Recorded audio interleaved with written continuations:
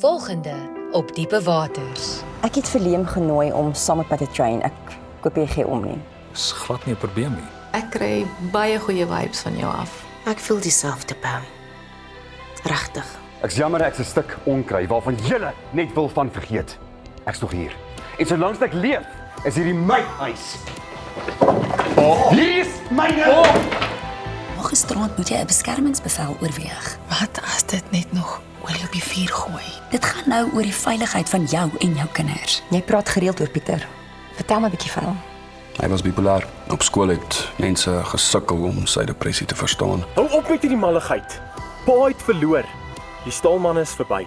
Die viljoen 5 is verby. Jy weet, jy hoort nie eintlik hier nie. Jy het gesê ek mag nie vir Marco afrig nie en ek is nie hier om af te rig nie. Niemand het my lidmaatskap gekanselleer nie. Wavele wangimpressa ku-presentation izolo. Yini ukuthambisa ilukela? Le plan yethu isaqhubeka na? Wena, kom mens dit alles. Ek hoop dit is waar. Nee. Dis. Ek's verbaas dat jy soveel progress in so kort tyd gemaak het. Wie? Ek gaan jou voete onder jou uitslaan.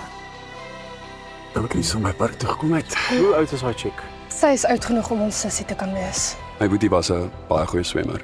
En hoe sy oorlede. Reg. Dit is genoeg vir vandag. Ek moet gaan oefen, jy moet my verskoon.